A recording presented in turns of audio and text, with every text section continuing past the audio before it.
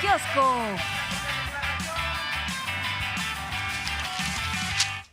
Bueno, de hecho podríamos ir poniendo la imagen de este recinto histórico en donde se tejió la Constitución de 1857. Está dentro de Palacio Nacional, fue reinaugurado en 2022 precisamente por el presidente de la República. Estaba entonces la secretaria de Gobernación, Olga Sánchez Cordero, por ahí.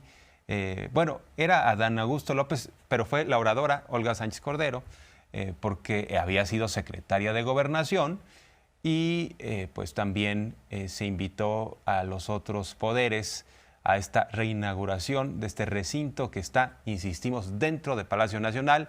Desde ahí, el próximo 5 de febrero, el presidente López Obrador habrá de explicar todas sus iniciativas enviadas al Congreso de la Unión. Ya lo hemos comentado, el contenido pues ya lo ha adelantado, el de los salarios por encima de la inflación, una reforma al sistema de pensiones, también la reforma ansiada al Poder Judicial para que rinda cuentas, para que se democratice y sin duda también otras como las de los trenes, para que tengamos trenes de pasajeros. Ya sabíamos que se dio un decreto, pero bueno, se trata de ir adecuando este marco jurídico con este ánimo de hacerle justicia al pueblo de México y que haya progreso dentro de la llamada transformación del país.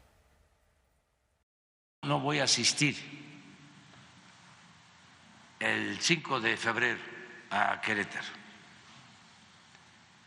el día de la Constitución, porque vamos a conmemorar ese día aquí en el recinto en donde se aprobó la Constitución de 1857. Y voy a presentar ese día todas las iniciativas de reforma a la Constitución. Aquí es un paquete de iniciativas que tiene que ver con el bienestar, que tiene que ver con salarios, pensiones, la reforma al Poder Judicial, la reforma electoral, la democracia, para que el Congreso empiece a estudiarlas y en su momento se analicen, se discutan, se aprueben o no, que sea el Poder Legislativo el que decide. Pero sí es un paquete de reformas importantes en beneficio del pueblo de México. Eso es lo que pensamos nosotros. En medio de esta transformación que vivimos, de este paquete de reformas que va a presentar el presidente López Obrador, tenemos el comportamiento, ¿no?, de los partidos políticos que actúan bajo la vieja lógica de tratar de repartirse el botín. Un pacto bastante sucio, el que fue ventilado por el propio Marco Cortés en el caso de Coahuila, que firmaron el dirigente del PAN, también el dirigente del PRI, el hoy gobernador de Coahuila. Y bueno, pues el presidente insiste sobre este tema porque se marcan las diferencias.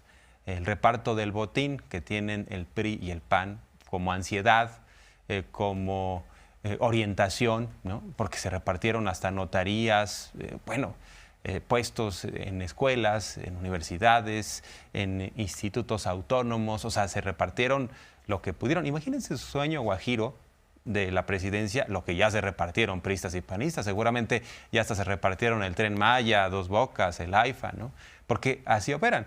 Bueno, entonces el presidente hasta le vienen a la mente varias anécdotas de cómo hay quienes, pues desde el nivel, digamos, más modesto dentro de la política, quisieran la administración de los baños, ¿no? A mí denme la administración de los baños para que pues ahí genere negocio. Hay algunos otros piden secretarías, otros subsecretarías, direcciones. Entonces, pues esto le permite decir al presidente, no somos iguales. Ayer comentaba yo de que en el convenio ¿no?,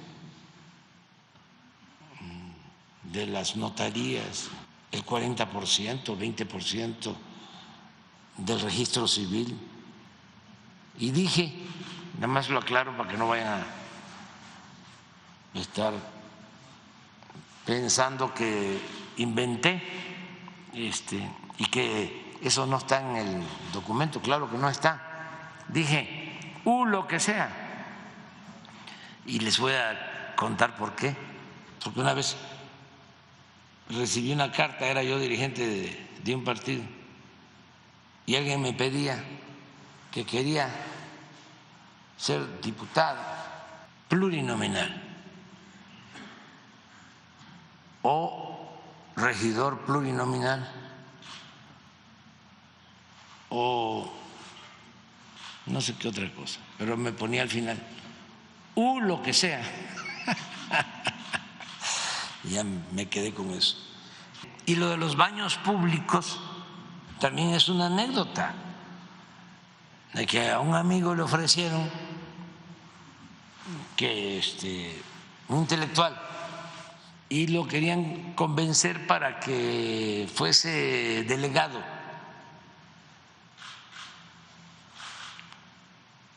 Aquí en la ciudad, en una delegación. Y su esposa, amiga también de nosotros, decía, no, tú no sirves para eso. ¿Cómo? Se arrepintió porque tenía él que convencer a otros de que declinaran a su favor, y empezó a recibir a algunos de los aspirantes para ver si llegaba a un acuerdo. Y entonces este amigo me platicaba de que en la lista lo que más le llamaba la atención era que quería la administración de los baños públicos de la delegación. Pues cómo no, ahí la gente va pagando, ¿no? Y se va llenando el cochinito. Y destacar que, bueno, pues Marco Cortés, el presidente del PAN, se aferra a este acuerdo que se firmó y él mismo expuso, se aferra como a un clavo ardiendo, porque él no lo desconoce, dice sí lo hice y dicen por ahí, bueno, la propia Xóchitl Gálvez asegura que ya habló con Marco Cortés, que lo regañó. López Dóriga está furioso, dice ¿cómo es posible que Marco Cortés lo hizo público? O sea, no les molesta tanto el hecho del acuerdo, ¿no?, de este pacto sucio, sino el hecho de que se ventiló. Dice Xóchitl Gálvez que ya no tiene nada que ver con este tipo de acuerdos. Sin embargo, vale la pena recordar, y este es un dato periodístico, cuando se va del Senado de la República, en su último día, Xóchitl Gálvez presenta una iniciativa. ¡Ah, caray! Recordar es vivir. Me acordé de ese momento. Dije, voy a ver de qué pasó, o sea, de qué fue la iniciativa. Era una iniciativa para reglamentar los gobiernos de coalición. ¿Con quién presentó esta iniciativa? Con Marco Cortés y con Alito, precisamente los actores principales de este pacto de Coahuila. Entonces, ¿sabía o no sabía Xóchitl Gálvez lo que estaban haciendo Marco Cortés y Alito? Porque presentar una iniciativa para reglamentar precisamente los gobiernos de coalición, ya vimos que no son otra cosa que gobiernos de repartición. ¿Cuántas secretarías tú? O sea, como el juego este de la pirinola, ¿no? 2 para ti, 3 para mí. Vamos a recordar este momento. Una iniciativa que he inscrito el día de hoy junto con todos los integrantes de los 3 partidos sobre el tema de gobiernos de coalición. Hoy presentamos una iniciativa que busca transformar la forma en que se ejerce el poder en México. La iniciativa que hoy presentamos emite una ley reglamentaria de los gobiernos de coalición. Durante décadas, el PAN, el PRI y el PRD, que hoy integran el Frente Amplio, lucharon política y legislativamente para construir una democracia en nuestro país. Reconocemos que no fue una lucha exclusiva, Participaron militantes de otros partidos y millones de ciudadanos independientes. ¿Gobiernos de coalición o gobiernos de repartición, como lo están haciendo en el caso de Coahuila? Es la pregunta para Xóchitl Gálvez. Bueno, y a propósito de pactos sucios, en 2006 hubo otro. Aquí también el Bester Gordillo incluso se ufanó, presumió un acuerdo con Felipe Calderón. Lo que pasa es que nunca hubo un documento en donde se dijera que al Bester, por apoyar a Calderón en robarse la presidencia, por poner a disposición al magisterio, le iba a tocar Lotenal, una subsecretaría de la SEP, le iba a tocar el ISSSTE. Eso no está por escrito, pero la propia Bester recordó, bueno, reconoció públicamente que hubo un acuerdo con Calderón. Mea culpa.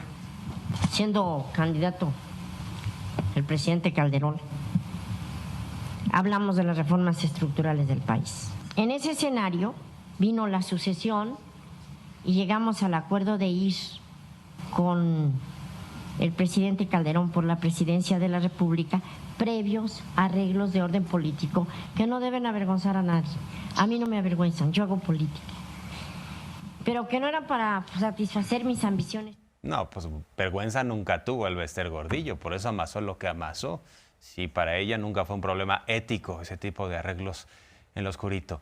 Hay que destacar que le preguntaron al presidente López Obrador sobre si finalmente iba a ir o no a Guatemala. Hay que recordar que lo estaba pensando porque ya toma protesta Bernardo Arévalo, un político progresista, un hombre de izquierda, es algo histórico para Guatemala, y le estaban haciendo un golpe de Estado antes de asumir, y un acompañamiento ahí de la derecha, de los medios de comunicación. Ya sabemos cómo operan, ¿no? Porque están cortados por la misma tijera, y finalmente va a rendir protesta. El presidente López Obrador siempre mantuvo una postura de que se hiciera valer la democracia allá en Guatemala y que pues era imposible que no asumiera Arévalo. Finalmente va a suceder, lo invitaron, no podrá asistir, pero irá en su lugar Alicia Bárcena, la canciller. ¿Por qué razón no va el presidente López Obrador? No porque no sea importante este evento, sino por el hecho de que dice, nos quedan ya 8 meses de administración y contando, y quiere estar vigilando las obras, que todo se entregue en tiempo y forma, quiere estar vigilando a la administración pública, no quiere dejar pasar una, y por eso no asiste a Guatemala. No voy a asistir a Guatemala. Va en nuestra representación Alicia Bárcena, la secretaria de Relaciones. Enviar un saludo muy fraterno a todos nuestros hermanos guatemaltecos, mujeres, hombres, felicitarlos por haber resuelto en los mejores términos, con el método democrático, la transición del gobierno, la llegada del nuevo presidente, Bernardo Arévalo. Afortunadamente se resolvió respetando la voluntad del pueblo. Yo tengo pues mucho trabajo en el país, mucho trabajo, porque ya me quedan 8 meses y unos días y estamos terminando obras.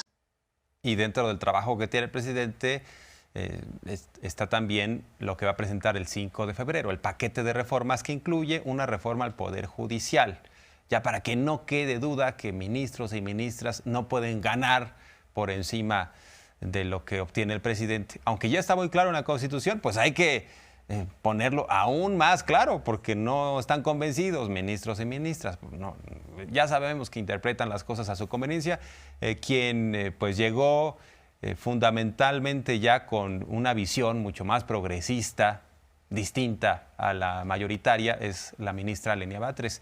Ella toma la decisión en 2 puntos centrales. Dice, quiero que me inscriban al ISSSTE y quiero que mi salario se mantenga de acuerdo a la Constitución, por debajo del presidente. Le responden en el caso del ISSSTE, no podemos nosotros inscribirla al ISSSTE. ¿Quién le responde? La administración del Poder Judicial, ¿no? Que no pueden inscribirla al ISSSTE porque si le inscriben a ella tendrían que inscribir a los demás, ¿no? Y como los demás sí tienen sus propios seguros privados, que algunos los han utilizado hasta para operaciones estéticas, entonces dicen, no podemos. Entonces, Lenia va a tener que inscribirse por decisión propia al ISSSTE, ¿no? Y por el otro lado dice la administración del Poder Judicial, bueno, pues es que su salario está de acorde al tamaño de su responsabilidad. La respuesta de Lenia Batres ha sido, el excedente lo voy a devolver a la tesorería. O sea, son decisiones que ha tenido que tomar y que son determinaciones que están pues siendo excepcionales dentro de la Corte. Por eso el presidente da su punto de vista. Es una cuestión voluntaria. Si un ministro o una ministra no quiere ganar más que el presidente,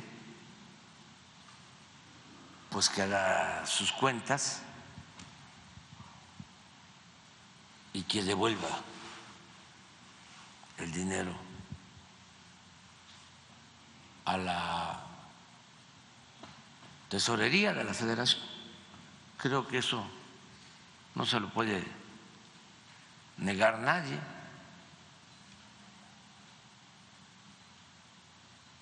Y que si quiere ir al ISSSTE, pues que ella se inscriba y que no vaya a las clínicas privadas.